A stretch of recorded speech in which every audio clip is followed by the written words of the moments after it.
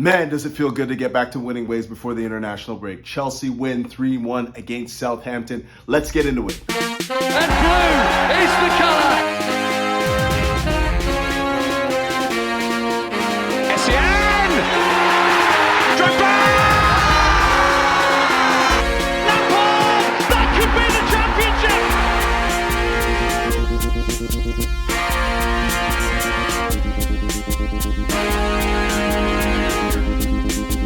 Greetings! Welcome back to Critic. And for those of you that don't know, this is a Chelsea match review, but more specifically, a tactical synopsis of Chelsea's performance against Southampton.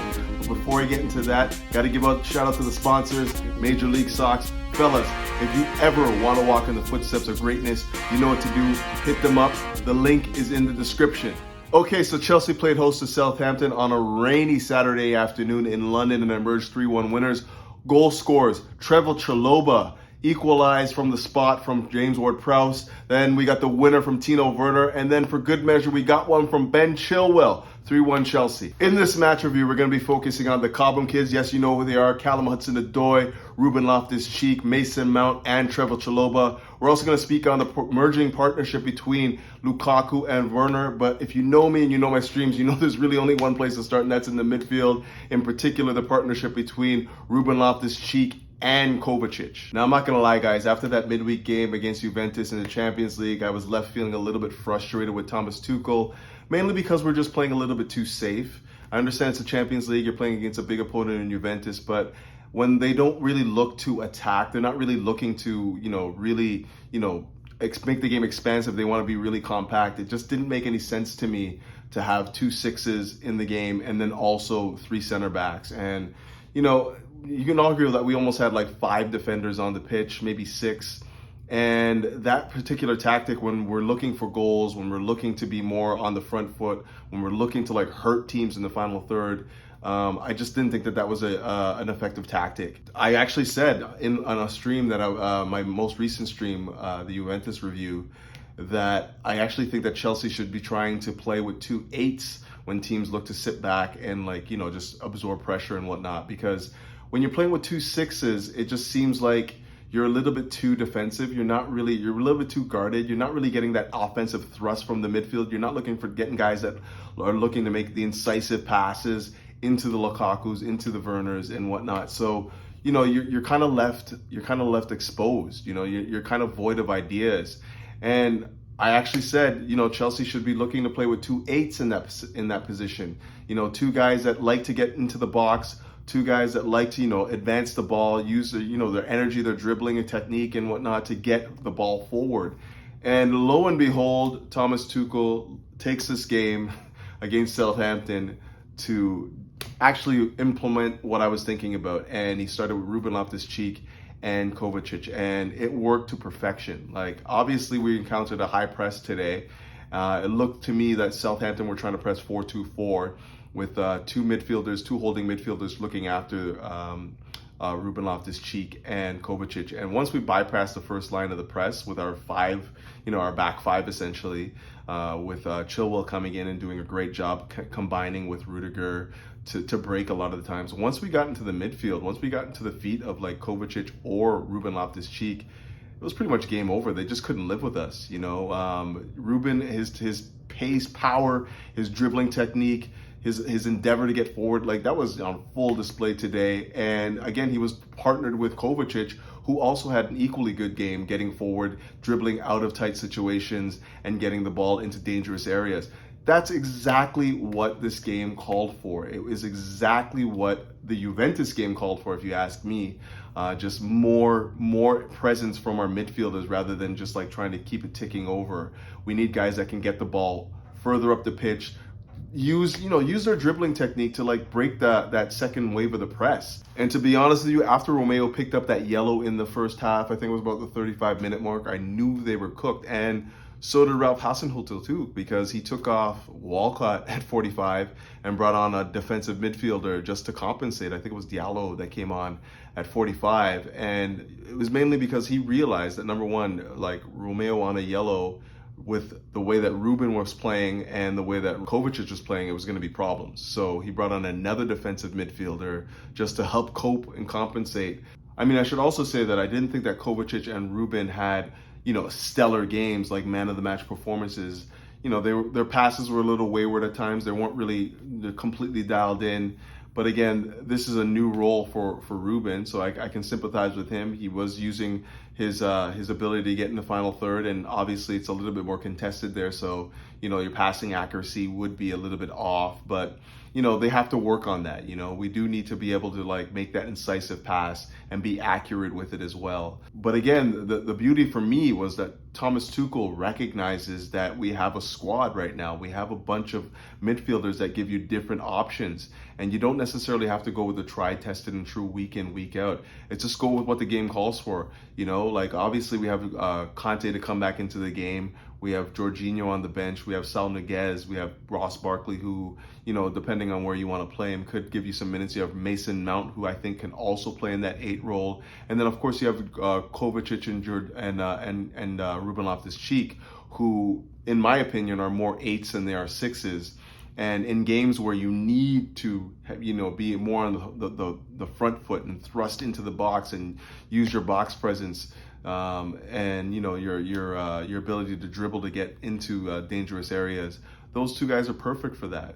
There's going to be games where you're not going to want to see that sort of instability in the midfield, and you're going to probably want to have Kovacic or Jorginho and Conte in the midfield. But in games where you're going to have possession, you have the beating of the midfield with your dribbling and pace and power, then there's nothing wrong with playing Ruben Loftus-Cheek and a Kovacic, or Ruben Loftus-Cheek and maybe a Mason Mount, and gives you a little bit more, just offensive thrust going forward. Now, for me on the football pitch, no man should ever be an island. We need to have a cohesive unit, defense supporting midfield, midfield supporting the attack. And that's what we saw today. We saw a cohesive unit, really working with each other and working together to try to advance the ball forward and get into those dangerous areas that I keep talking about. And that contrasted what we saw on the midweek versus Juventus, where it looked like Lukaku was just so isolated and wasn't really getting the servicing, because we didn't have that link between the midfield and the attackers with Havertz and was it Ziyech. So it was a marked difference this day, and the beneficiaries of it were the likes of Lukaku and Timo Werner, who I thought had a fantastic game coming in. Again, hasn't really played a lot with Lukaku. A lot of people think that once they start getting a little bit more understanding and partnership formed, it could be the way to unlock Timo Werner. And if today is any indication of what that could look like, it could work. I don't think that they had a strong partnership, a strong link, but the presence that Lukaku takes up on the pitch just gives Timo Werner that little bit more space and maybe a little bit more time to be effective as a striker. And we saw that today. Today, honestly, he could have had 3 or 4. Let's be honest. He definitely had 2, because I don't even want to get into it. I don't talk about refereeing decisions and all that stuff on this stream. I just really focus on the tactics. But he had 2 goals today easily. That was 2. He had at least another opportunity where he went 1v with the keeper, and McCarty just made a fantastic save. And then there was another opportunity in the first half where I think Ruben just placed it back to him, and he struck it with some real venom, but unfortunately it was blocked. But these are the opportunities that weren't falling to the likes of Ziyech, because he doesn't really like to get in the box, and he doesn't really like to impose himself in and around that area. And the same for Havertz, for just not being really in form right now. So Timo Werner on the right at that was very, very threatening. For the most part, we usually see him on the left, and he's trying to cut in on his right. And he's not really a technical dynamo. He's not really a guy that you could rely on to just dribble past somebody. He's usually a guy that tries to use his speed to get in behind guys. And on the right seemed to be more effective for him, because it was he was protected. He was using his right leg to protect himself. He had his body protecting himself from the defenders, and he was able to get off a few more strikes that way. And again, I really do think that the attention that Lukaku garners in that striker role, that central striker role, gives so much more space for someone like Timo Werner to exploit. And we saw that today. As much as I don't think that they formulated a great partnership, because a lot of the times they were still sort of like stepping on each other, because they both like to occupy the same spaces at times. And even for Werner's goal, you saw that they're basically both sitting there on the 6 looking to put it in. It was just like Timo that just got the march on Lukaku. But that wasn't the first and only instance where we saw them both occupying the same spaces on the pitch. What you would like to see, and what I'd like to think is going to happen if this partnership continues to flourish and blossom, is you're going to see Werner dovetailing off of Lukaku, where Lukaku is more of the hold-up man, the more the complete striker, the guy that you're trying to build attacks off of, and then you have Werner sort of like circulating in and around him, looking for pockets of space that Lukaku will make for him without question. So, it's just now what we're thinking about. Like, I think that this partnership can work, and I think that there is going to be opportunities where we're going to see them both, bag goals, just because, they will create space for each other. I'm not giving up on Ziyech yet, but I just don't think that he has the ability to come inside and be effective there, and give opportunities to the likes of Lukaku and Werner. So for me, it's there's 3 guys, maybe 4 guys, that maybe 5 if we can ever see Pulisic get back onto the pitch. Maybe he can be effective in that sort of like, withdrawn striker role, number 10. But the guys that I'm really looking at right now are the Mason Mounts, the Havertz, and of course Callum Hudson-Odoi, who I thought had a fantastic game. Finally playing in his preferred role as a left-sided attacker, somebody that can dribble, use pace, break really effectively. And we say a lot about these young guys. We expect a lot from them just because our academy is so incredible. We've turned out stellar player after stellar player, and with you look at Ruben Loftus-Cheek and probably Reece James, Mason Mount, and Callum Hudson-Odoi, those are the brightest lights, and you want to see these guys do well. But when you look at somebody like Callum Hudson-Odoi, he hasn't really been afforded the opportunity to really flourish in a position where he is most comfortable. And yeah, we always say that, footballers have to adapt, they have to be able to adapt to the tactics that the manager puts in front of them. But we're still talking about a young boy. This is a 20-year-old kid who is still trying to find himself on the pitch, still trying to evolve his game. And he's being asked to play right wing back. He's playing, it's just, I think ultimately what you want to do is get somebody comfortable on the pitch first. And if that means playing him in his most preferred role, just so he can get a foothold in the match, and then starting to transition him into somewhere like a right wing back, left wing back, whatever. I think that's a better approach for young footballers. It's not everyone that's going to be able to adapt their game right from minute 1. Just say, okay, now you're a right wing back. And, you can tell just by today alone, you can tell that Callum was just liberated. He was playing with so much freedom on the pitch.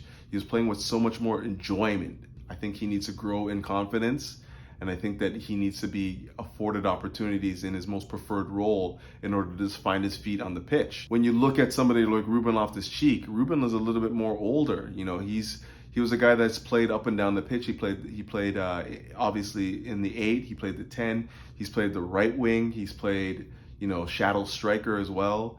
And now he's kind of evolving into that sort of like 6'8", sort of like a midfielder. We all know that the Cobham kids are guys that like don't necessarily train in one position. They play all over the pitch all the time just to see where they're best suited. And Ruben is a perfect example of that. He's definitely showing now that he's a complete midfielder. He can play the 6, he can play the 8, he can play the 10 for me.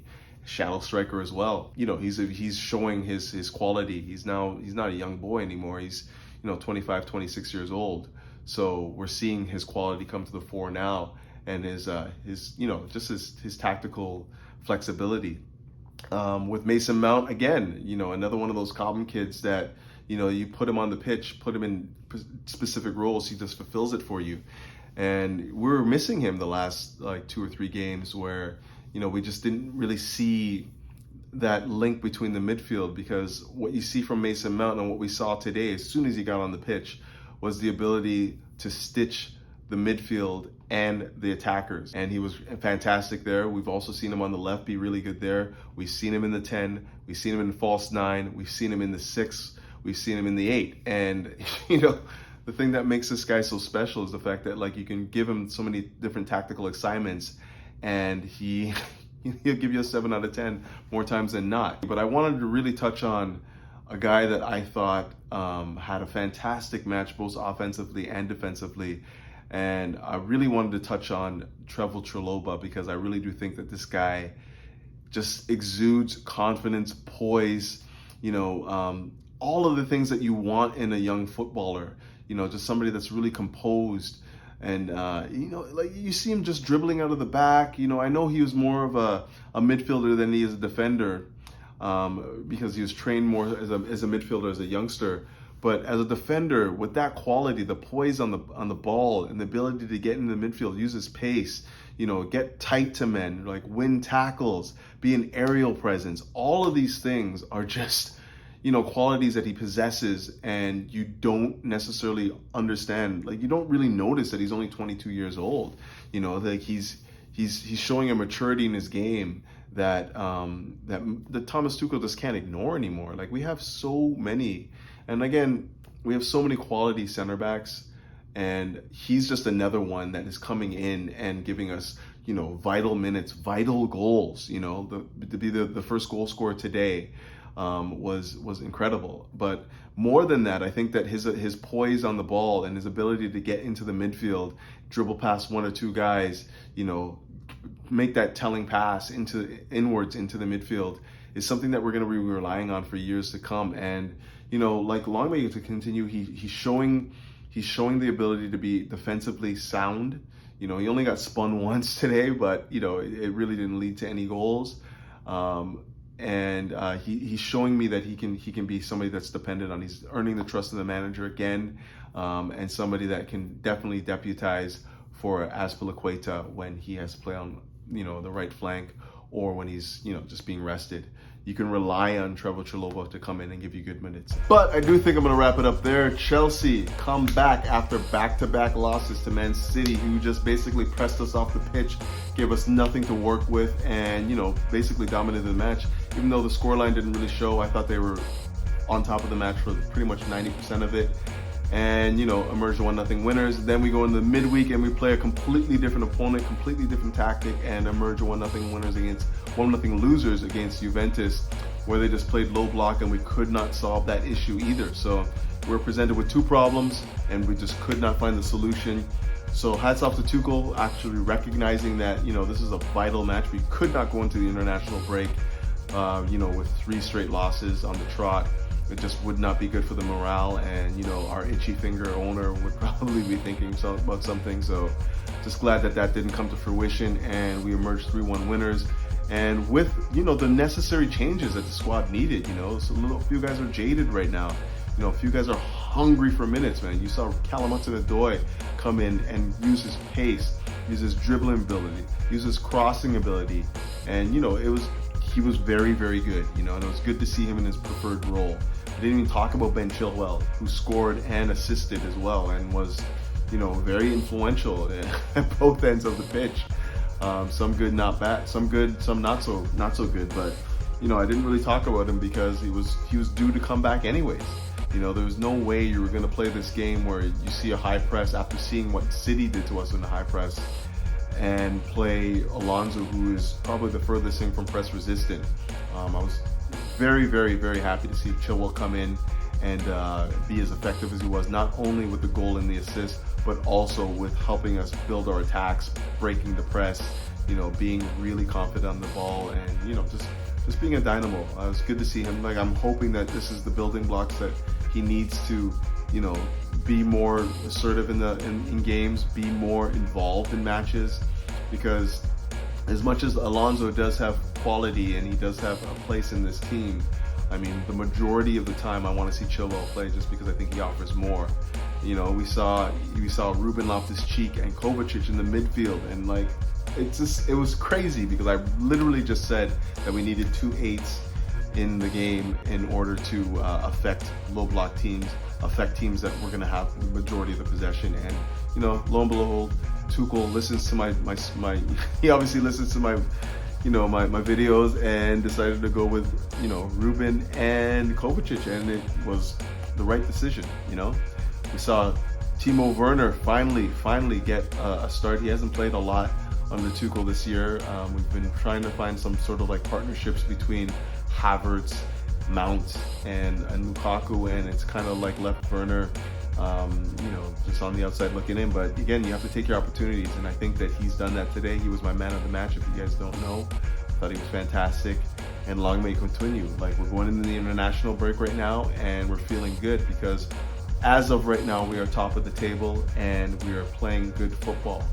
And I'm excited. I'm looking forward to what after the post-international break holds for us. I think we have some winnable matches, and we can really just get on the momentum, get some momentum underneath us, and get on a roll. But you know what to do. Keep the blue flag flying high, and up the Chelsea. Peace.